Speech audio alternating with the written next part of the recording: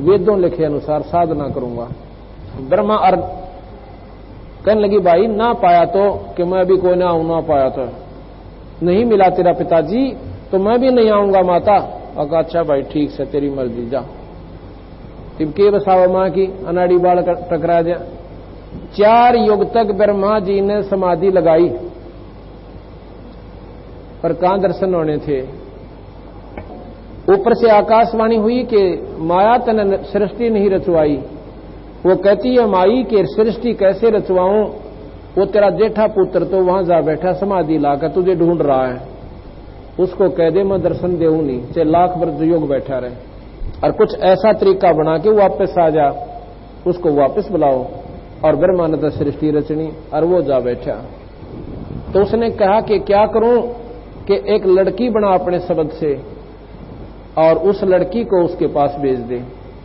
उसने एक गायत्री नाम की माया ने अपने शब्द से सृष्टि व लड़की बना दी। अब बेटी अपने भाई ब्रह्मा ने ला बुला के, अपने भाई ब्रह्मा ने बुला के ला और उसको कह देना कि भाई मां ने याद करे हो और सृष्टि रचनी भाई थारे बिना रची नहीं जाती, तेरे बिना।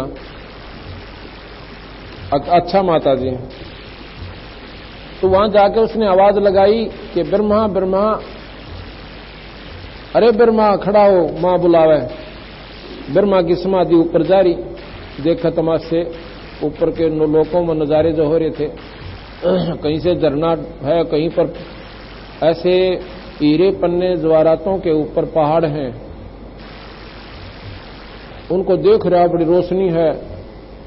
फिर आवाज दी, नहीं उठा। मां से समाधि द्वारा संदेश भेजा कि माताजी ये नहीं उठ रहा।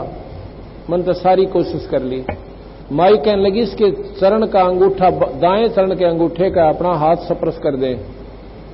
जो ही उसने हाथ स्पर्श किया एकदम उसकी समाधि वापस आ गई। और सामने लड़की युवा को देख के और क्रोधित हो गया, तू कौन कुलटा है, कौन नीच है, तू मेरे धर्म को भ्रष्ट करने के लिए आई है, तुझे श्राप देता हूं। मैं परमात्मा ढूंढ रहा हूं, तो मुझे भंग करने के लिए आई है। वह कहने लगी ब्रह्मा बात सुन ले, मैं मां ने भेजी हूं और ऐसे ऐसे आपको बुलाया से, मेरी बात सुन ले फिर श्राप दे देना, पर पहले श्राप मत देना, 2 मिनट हट जा। और तेरे बिना भाई सृष्टि नहीं रची जा सकती। मेरा कोई शौक नहीं तेरे पास आने का, मां का आदेश पालन किया मैंने। ईब तेरी मौज, तू चल चाहे मत चल, मेरे मुझे श्राप नहीं दे, मैं ये गई। अगना डट जा बहन डट जा। अब उसने सोची पिता तो पावना, तो न्यू बोला मैंने पिताजी मिलानी। मां को कह के आया था, वहां तो मैं कति अंडी पाक कर चला था कि मां पिताजी मिल गए तो आऊंगा, ना कति नहीं आऊं। न्यू बोली भाई मैं क्या बताऊं, एक काम कर दिए, क्या मेरी झूठी गवाही दे दी कि न पिताजी के दर्शन हो गए, मैं चल पड़ूंगा तेरे साथ। उन्हें बोली भाई मैं क्यों झूठी गवाही, जो पाप की भागी बनो। तो उसने ये यहां बताने जोगी बात भी नहीं है, लिखी हुई शास्त्र में। उस लड़की ने स्वयं ऐसा प्रसन्न किया तो ब्रह्मा कहने लगा ठीक है। फिर उसने सोचा कि एक और अपना साथी बना लूं गवाह देने की खातिर। तो वह कहने लगी एक लड़की और तैयार करती हूं मैं अपनी समझ शक्ति से। उसने एक लड़की और तैयार करी, उसका नाम पौपवती रखा कि ये अपनी दोनों की गवाही दे देगी कि हमारे सामने हम दोनों गवाह हो जाएंगे तेरे कि ब्रह्मा ने दर्शन हुए। तो उस लड़की ने भी वही शर्त रखी। ब्रह्मा ने वो भी स्वीकार कर ली कि वो तो अपना एक ओडा एक बहाना चाहा था, किसी प्रकार में वापस चला जाऊं, वैसे जा नहीं सकता था। तो ऐसे उन दोनों ने झूठी गवाही देने का स्वीकार कर ली। तो ब्रह्मा आ गया, आके अपनी मां से पूछ रहा। मां ने पूछा बेटा आ गया? अका आ गया बेटा। मां आ गया माता जी, बहुत अच्छा किया पुत्र, तेरे बिना सृष्टि रची नहीं जावती। पर एक बात बता भाई, तने पिताजी के दर्शन हुए तेरे के? हाँ माता जी कति, और वैसे थोड़ा हूं था मैं भी जद का पक्का हूं। जब उसने इतना कॉन्फिडेंस से कहा, विश्वास के साथ, तो मां भी चक्कर खाएगी कि भाई इसका मैं क्यों कर प्रमाण मानूं कि इन दोनों ने पूछ ले, इसके आगे दर्शन दिए मतलब साकार मां के। वो बोली रे आए सच्ची बताओ, इन दर्शन हो गए? हाँ माता जी हमारे सामने हुए। उन्हें सोची यो निरंजन भी नाराज उठा, मेरे ताई कह मैं दर्शन दूं ना, अरे इनको दर्शन दे दिए। एक लवा जैसे क्रोधी हो जाती है पत्नी और बोल रहे को ना, एक तरफ जा बैठी। निरंजन ने पता चला की बात से तू ऐसे नाराज क्यों हो रही है, अंदर से सूक्ष्म रूप से प्रेरणा देता है और वो उसको मालूम था कि निरंजन की है ये। कहने लगा तू लग गया झूठ बोलन, वह बोलती है और मैं तेरे ढूंढे में मेरे अपना चला अपना से मार दे। कहने लगा की बात कि वो कह तू मेरे से कहता मैं दर्शन नहीं दूं और ब्रह्मा का मन दर्शन हो गए। अब वो झूठ बोलो तीनों जने, वो अपना ही आप पे मस्टोक बनाए बैठे, अपना आप पे उन्होंने झूठी गवाही आप पे दे रही हैं वो दोनों की दोनों उसकी। अच्छा हाँ पक्की बात है। वह गई गुस्से में आकर, अब जैसे दोषी हो ना, दोषी उसको पुलिस वाले पहले प्रेम तो पूछे और वो जान देने होगा जनाजी कतिये नहीं मन क्या चोरी करिए को ना, मैं तो मामा का जा रहा था अरे एक ना और गेले ले जाएगा पूछ ले भाई इस पे। तो उन्होंने सोचा साची में कहते ना जायज गड़ा जा। वो फिर पूरे प्रमाण इकट्ठे करता है और जब ने पक्का हो जाना ही तो 10 नंबरी है किसका साचा था, फिर उसने गेड़ का गड़ा। फिर वो जब वो करड़ा बोला ना थानेदार जब बनो का कहा जी मतलब चोरी उन दे रहा था कि इतना वो भी टांगेगा उल्टा, वो फिर स्वीकार कर लेता है क्यों चोट भी खाई। तो वो कहता है जी हाँ मैंने करी। तो जब मां करड़ी होकर गई रे तुम झूठ बोलते हो और मेरे को उस पुरुष की आकाशवाणी हुई है, आकाशवाणी का नाम छुड़ाना वो तो फीके पड़ गया कि झूठ बोलना क्यों कर। जब उसी ने कह दिया तो तीनों जने आसन लागे बांगा मुंह करके, जो कर आशाग्र टेढ़ा मुंह करके, वह जानेंगी निर्भाग्य तुमने झूठ बोली और मुझे बेवकूफ बनाते हो। तो उन्हें श्राप दे दिया माता ने उन तीनों को, ब्रह्मा को श्राप दिया कि तेरी पूजा जग में नहीं होगी, निर्भाग्य ने झूठी सी कसूती बोल दी और तेरे वंशज जो होंगे तेरे कैसे होंगे, गुमराह करा करेंगे दुनिया ने और ठग ठग खाया करेंगे। अब ब्रह्मा ने यह बात सुनी, बेहोश हो गया। अच्छा काम बिगड़े थे। उस लड़की को श्राप दिया गायत्री को कि तूने ऐसा जुल्म किया है, तू जो है गौ बनेगी, गौ का रूप धारण करेगी। और तीसरी को श्राप दे दिया कि तू गंदे स्थान पर बूटी बनेगी। केवड़ा केतकी नाम बताया है ग्रंथ साहब में, तो केवड़ा केतकी नाम से गंदे स्थान पर उत्पन्न होने वाली जड़ी बनेगी और तेरे पास कोई नहीं जाया करेगा, दूर तो बदबू आया करेगी तेरे मन में। जब ये तीनों को श्राप दे दिया, ऊपर से निरंजन ने कहा कि माया तूने जुल्म कर दिया, तूने श्राप नहीं देना था इन बच्चों को, गलती होगी थी। अब मैं तुझे श्राप देता हूं कि तुम द्वापर युग में द्रौपदी बनेंगी, तेरे 5 पति होंगे। अब माई ने बोली ठीक है निरंजन, ना तो तू करण दे और ना तू करे, अब इनको मैं ताड़ूंगी नहीं तो ये कंट्रोल कैसे होंगे मेरे से, और ये श्राप तूने मेरे को और दे दिया। परमात्मा ने ऐसी गहरी और गूढ़ रहस्य की वाणियां हमें सुनाई हैं, बोली हैं, लेकिन इन काल के दूतों ने परमात्मा तक हमें नहीं पहुंचने दिया, नकली संतों ऋषियों महर्षियों ने। इसलिए परमेश्वर ने स्वयं आना पड़ता है। स्वयं आए थे 600 वर्ष पहले, सन 1398 में, ज्येष्ठ सन 1455 विक्रमी संवत 1455 ज्येष्ठ सुदी पूर्णमासी को, यानी जेठ उतरते की पूर्णमासी पूर्णमासी को सुबह सुबह परमात्मा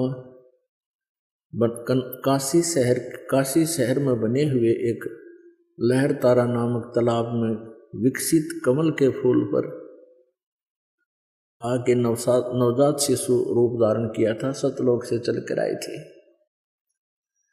एक नीरुनिमा नाम के जुलाहा पति पत्नी स्नान करने के लिए सरोवर में गए थे। सुबह सुबह बच्चे को ले आए थे अपने घर पे। वो जुलाहा थे, जुलाहे का कार्य करने के कारण परमात्मा भी जुलाहा कहलाए, यानी कर्म से ही जाति बनती है, कोई जाति जन्म से नहीं होती है। तो वो परमात्मा 600 वर्ष पहले आए थे, और परमात्मा परमेश्वर जो लीला किया करते हैं वो तो परमात्मा वैसी ही लीला किया करते हैं। जैसे सूर्य उदय होता है तो अंधेरे का नाश किया ही करता है, ऐसे ही परमात्मा, ये लक्षण है ये उसका सूर्य के बारे में, ये सूर्य के गुण हैं। तो ऐसे ही परमेश्वर के गुण हैं जो वेदों में, गीता जी में लिखे हुए हैं। तो जो गुण परमात्मा के होते हैं वो कबीर परमेश्वर जी ने 600 वर्ष पहले वो चित्रार्थ कर रखे हैं, और आज हम अपने भगवान को पहचान लेंगे, क्योंकि हम वेदों को श्रेष्ठ मानते हैं। वास्तव में वेद श्रेष्ठ हैं ही, सत्य है, और वेदों में जो लिखा है वो हमें मानना अवश्य चाहिए। पुराणों में जो लिखा है, पुराणों को भी हम विशेषकर हिंदू समाज के तो पुराणों को हम श्रोधार्य ही मानते हैं। तो जो पुराणों में आज वर्णन है वो हमें आज भी मानना चाहिए। पहले हम नहीं समझ सके, हमारे को गलत गाइड कर दिया नकली संतों, ऋषियों ने, गुरुओं ने, ब्राह्मणों ने, तो हम अभी तक भ्रमित थे। अब हमें दिशा मिल गई, रोशनी, अंधेरे में हम भटक रहे थे, रोशनी हुई, सूर्य उदय हुआ इस तत्व ज्ञान का, इसकी रोशनी में अब हम सुमार्ग पर चलेंगे, और चलना चाहिए। ये हमारा एक बुद्धिमान व्यक्ति का कर्तव्य होता है। तो परमात्मा ने 600 वर्ष पहले जब आए थे वो लीला की थी, जिसका समर्थन आज वेद कर रहे हैं, जिसका समर्थन गीता जी कर रही है, जिसका समर्थन जो ज्ञान परमात्मा ने दिया था उसका समर्थन आज पुराण कर रही है, कुरान कर रही है, बाइबल कर रहा है। तो पुण्यात्माओं, आज हम अपने भगवान को पहचान लेंगे। पहले हमारे को किसी ने कुछ भगवान बता दिया, एक मिट्टी का रख दिया कोई खिलौना सा, ये तेरा भगवान, हमने वो ही मान लिया, क्योंकि हमें परमात्मा की चाह थी, आज भी है। अब जैसे मूर्ति रख दी भगवान की, श्री कृष्ण जी की, विष्णु जी की, तो हमने स्वीकार कर लिया। विष्णु जी के गुणगान उन्होंने सुनाए, हमें मान लिया। कहाँ से सुनाए उन्होंने विष्णु जी और ब्रह्मा शिव जी के गुणगान, गुण कहाँ से सुनाए? विष्णु पुराण से विष्णु जी के, शिव पुराण से शिव जी के। तो किसी ने बताया कि भगवान की मूर्ति है, इसी की पूजा से तेरा मोक्ष हो जाएगा, हमने वो भी शुरू कर दिया। ये भूल थी, ये गलत था। मूर्ति बुरी नहीं, मूर्ति की पूजा गलत है। मूर्ति का होना अनिवार्य है। मूर्ति से हमें प्रेरणा मिलती है। जैसे हम किसी सूरवीर की मूर्ति देखते हैं, चित्र देखते हैं, और उनके गुणों से हम परिचित होते ही हैं, तो गुणों से परिचित होने से उसकी मूर्ति देखते ही हमारे अंदर भी वैसा ही भाव बन जाता है। जैसे हम सेब की मूर्ति देखते हैं, आम का चित्र देखते हैं, आम की मूर्ति देखते हैं, तो हमारे अंदर उसके गुणों का ज्ञान होते ही उसको पाने की भी इच्छा बढ़ जाती है। तो ऐसे ही जो मूर्ति भगवान की, विष्णु जी की, शिव जी की, कृष्ण जी की, राम जी की, हमारे को हम जिसकी पूजा करते थे वो पूजा नहीं करनी थी, उसकी पूजा से हमें कोई लाभ नहीं होना था मूर्ति की। हमने उस मूर्ति वाले भगवान को पाना है।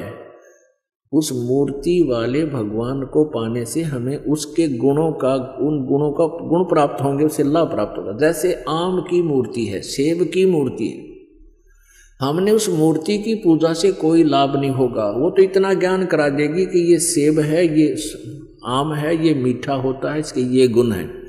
अब मूर्ति वाले सेब को ढूंढना पड़ेगा, ओरिजिनल को, तब हमारा पेट भरेगा। तो कबीर परमात्मा जी मूर्ति के विरोधी नहीं थे, मूर्ति पूजा के विरोधी थे। इन ढीठ लोगों ने हमें इतना रूढ़िवादी बना दिया कि हम केवल मूर्ति की ही उसी का घंटी बंटी बजा कर, उसके तिलक तिलक ला के श्रृंगार करने में लागे रहते। इतने उसके श्रृंगार में लाग गए, इतना ठीक है, खराब हो रही हो तो पोछा मार दे, कपड़ा साफ करके प्रणाम करो मूर्ति को, क्योंकि भगवान को उस मूर्ति को प्रणाम कर, परमात्मा को प्रणाम होता है। ये श्रद्धा हमारी बनती है, भाव बनता है। लेकिन पूजा और सत्कार में अंतर होता है। पूजा और सत्कार में बहुत अंतर होता है। तो ऐसे हमने पूजा नहीं करनी, सत्कार करने से हमारे अंदर विनम्रता बनी रहेगी। भगवान सामने दिखाई दें जैसे मूर्ति है और सामने भगवान ही आ जाए तो हमारा ऐसे ही भाव रहे जैसे मूर्ति नहीं, ये परमात्मा आखड़े हुए। लेकिन लाभ मिलेगा भगवान से ही। वो मिलेगा कैसे परमात्मा, उसके पाने की वे ऑफ वर्शिप गीता जी में बहुत अच्छी वर्णित है। जैसे गीता जी अध्याय नंबर 8 के श्लोक नंबर 13 में कहा, गीता ज्ञानदाता ब्रह्म कहता है मेरी पूजा करनी है, मेरा केवल एक ओम मंत्र है, बस नथिंग एल्स। और 8वें अध्याय के 3 श्लोक में जिस परम अक्षर ब्रह्म के बारे में बताया है उसकी पूजा करनी है, तो 17वें अध्याय के 23वें श्लोक में कहा कि ओम तत्सत इति निर्देश है ब्रह्मण त्रिविध समर्थ है। उस परमात्मा के यानी परम अक्षर ब्रह्म के पाने का ओम तो सीधा ही क्लियर है, स्पष्ट है, और तत् और सत ये दोनों सांकेतिक गुप्त हैं। ये दास बताएगा, वास्तविक ये कोड वर्ड है। तो ओम और तत् ये 2 अक्षर मिलकर के सतनाम बन जाता है। ये सतनाम कोई जाप करने का नहीं है। और ये ओम ब्रह्म का जाप है, ये तत् सांकेतिक जो दास बताता है, जिसको सतनाम प्राप्त है उनको पता है। ये परब्रह्म का जाप है, यानी अक्षर पुरुष का जाप है। और सत ये परम अक्षर ब्रह्म का जाप है, यानी ये गुप्त है, ये कोड वर्ड है, ये दास बताएगा। हमने उस परमात्मा को पाना है, मूर्ति से कोई लाभ नहीं होगा। हमने उस परमात्मा को पाना है जिसकी हम खोज कर रहे हैं, जिससे हमें पूर्ण लाभ होगा। अब गीता ज्ञान दाता कहता है कि तू सर्वभाव से उस परमेश्वर की शरण में जा जिसकी कृपा से तू परम शांति और शाश्वत स्थान यानी सतलोक को प्राप्त होगा। हमारे को इन लोगों ने इतना भ्रमित कर दिया कि हमने किसी ने कुछ भी बता दिया उसी को गॉड मान लिया और हम वहीं पर अपना जीवन बर्बाद करके चले गए। अब चारों वेदों में ये प्रमाण है कि वो परमात्मा ऊपर सतलोक में रहता, तीसरे मुक्ति धाम में, और वहां से चलकर आता है गति करके बिजली जैसी गति से। और जैसे विद्युत अपने आकर्षण वाली वस्तु पर गिरती है, ऐसे ही वो परमात्मा अपनी प्यारी उस श्रेष्ठ दृढ़ भक्तात्मा को ही आकर मिलता है, वहीं आकर वो उपस्थित होता है और फिर उसको ज्ञान सुनाता है, उपदेश देता है, तत्व ज्ञान से परिपूर्ण करता है। फिर वो प्यारी आत्मा आगे उनको परमात्मा से प्राप्त ज्ञान को जनसाधारण तक पहुंचाने की पूरी चेष्टा करता है। उनमें से कौन कौन है वो दृढ़ भक्त और अच्छी आत्माएं जिनको परमात्मा मिले इस कलयुग में? आदरणीय मुरुगदास साहिब जी, आदरणीय धर्मदास साहिब जी, आदरणीय मुरुगदास साहिब जी, ये अरोड़ा जाति से थे, खत्री जाति से, किसान थे। और आदरणीय दादू साहिब जी, आदरणीय नानक साहिब जी, जो सिख धर्म के प्रवर्तक हैं, लेकिन ये भी कालूराम मेहता खत्री यानी अरोड़ा जाति से ही थे और सिख धर्म के प्रवर्तक यही माने जाते हैं। आदरणीय दादू साहिब जी, आदरणीय गरीबदास साहिब जी, गांव छुडानी, जिला झज्जर, हरियाणा वाले, जिसके उपलक्ष्य में ये शुभ समागम हो रहा है। जिस दिन परमात्मा कबीर साहब सतलोक से चल कर आए थे, वो सतपुरुष और अपनी उस दृढ़ भक्त अच्छी आत्मा गरीबदास जी को मिले थे, सचखंड दिखाया था और वापस छोड़े थे। ये वही समागम हो रहा है। आदरणीय गीसा दास साहिब जी, गांव खेखड़ा, जिला मेरठ, उत्तर प्रदेश वाले, इनको भी ऐसे ही मिले थे और 3 दिन तक इस गीसा साहिब जी का भी ऐसे ही स्थिति रही थी, बेहोश पड़े रहे थे। गरीबदास साहिब जी को भी 8-7 घंटे तक ऐसे ही मृत मान लिया गया था और ऐसे दादू साहिब जी भी 3 दिन तक बेहोश पड़े रहे थे। ऐसे ही नानक साहिब जी भी 3 दिन तक उनको अंतर ध्यान कर दिया गया था, उनके शरीर को कहीं रख दिया गया था परमात्मा द्वारा और सचखंड दिखाकर, सतलोक दिखाकर अपने से परिचित करके बेई नदी से लेकर गए थे, फिर वापस छोड़ दिया था। उसके बाद उस महापुरुष ने अपनी नौकरी त्याग दी, परमात्मा का प्रचार किया, 12 वर्ष तक घूम घूम के परमात्मा से प्राप्त ज्ञान का, और फिर 16 वर्ष तक बैठ के अपने घर पे साधना की। परमात्मा ने संकेत कर दिया था कि बहुत हो गया, अब अपनी भक्ति करो, पीछा छुटवाओ, अब आने दो समय, फिर देखेंगे। अभी सतनाम उनको दे दिया था आदरणीय नानक साहब जी को, लेकिन आगे ना देने की प्रतिज्ञा करा दी थी कि किसी को नहीं बताना अभी, नहीं तो इन काल के दूतों नकली पंथों के हाथ में लग जाता है सतनाम 2 अक्षर का। आज इन्हें कह खगा भी को नहीं पता सतनाम है क्या, परमात्मा ने ऐसा गुप्त रखा और आपके लिए खजाना खोल दिया। अब इस एक सेंटेंस, एक पवित्र वाणी को आपके समक्ष सरलार्ज करने के लिए कितना उदाहरण देने पड़े। कौन सी वाणी को? ओए होए, सेवक होकर उतरे इस पृथ्वी के माही, जीव उदाहरण जगत गुरु, बार बार बलि जाहि।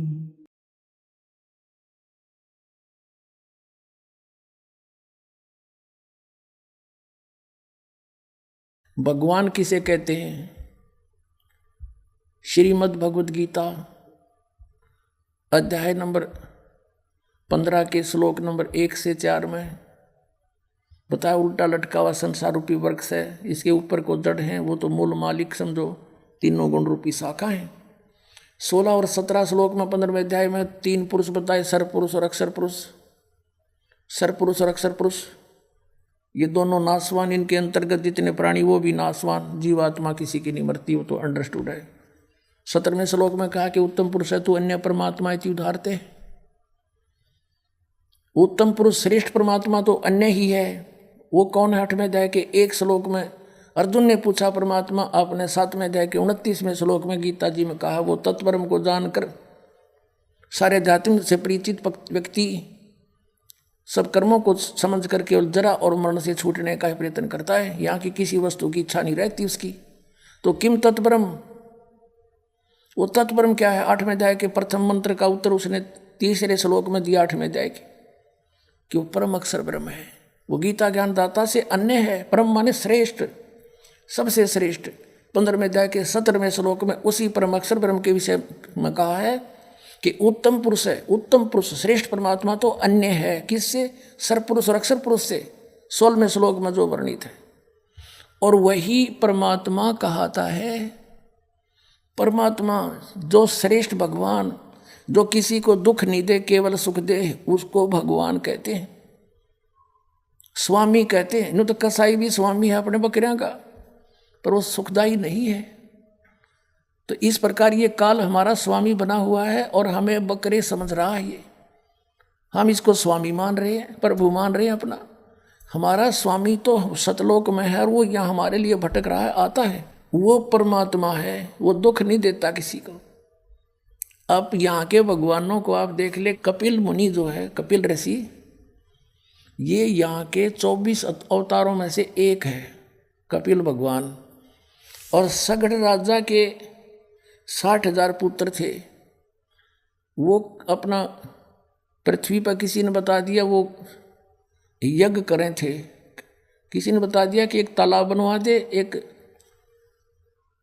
बगीची बनवा दे, एक कुआं बनवा दे, तो उसको एक अश्वमेघ यज्ञ जितना पुण्य होता है। तो उनका ऐसी शरण उठी, 60,000 थे, लाग गए सारी पृथ्वी में खड़े खोदन। पृथ्वी गई विष्णु भगवान के पास और उससे कहा कि भगवान मैं तो जिलावतन कर दी, और किसने कर दी कि 60,000 सगड़ के पुत्र हैं, सारी खोद गिरी उन्नत में। तो विष्णु भगवान बोला जाओ मैं करता हूँ व्यवस्था इसकी। वो वापस आ गई।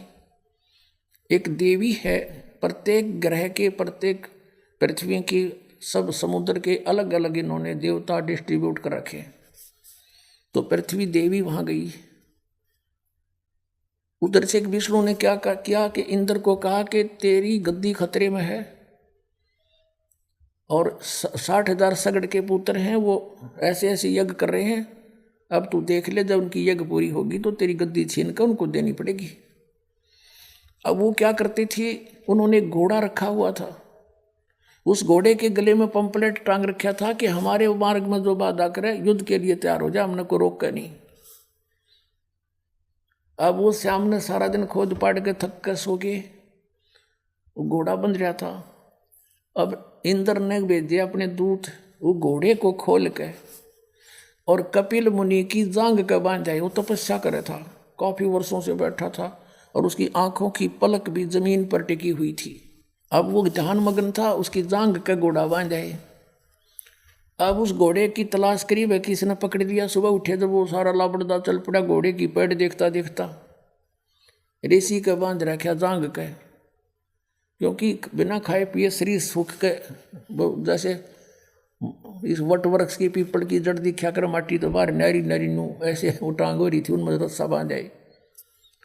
अब इन्होंने जाकर क्या देख किया कि उसके आँखों में भाले ला दिए, नू भाले नोकीले, वो भाले एरो नो सोच कर कि यू और हमारे घोड़े ने बांधे बैठा देख, उसके बाले चबो दिए दोनों तरफ से और कहा उठो पाखंडी, खड़ा हो युद्ध कर हमारे साथ।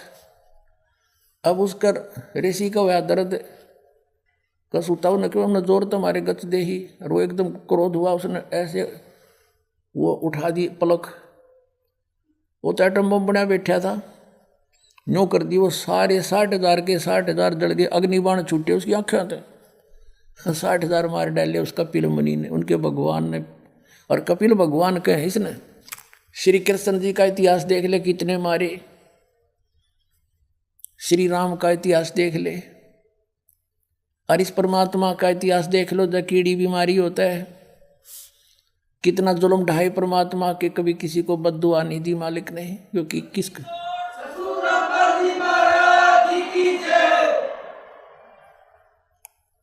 अब इसको पता किसने मारूं, सब मेरे ही तो हैं, अपने के मारे जाकर किसी पे। अब आपने ऋग्वेद में पढ़ा, वो सहनशील है, वो कबीर देव सहनशील है, परमात्मा वही है सहनशील। देख लो इतिहास किसी के आज तक, तो वो परमात्मा इति उदारता है, वो परमात्मा भगवान कहता है। तो ये हमारे परमात्मा है, हमारे भगवान है, हमारे लिए भटक रहे हैं, ये सुख सुख देते हैं, दुख नहीं देते। सतलोक में जब चले जाएंगे वहाँ दुख नाम की वस्तु नहीं।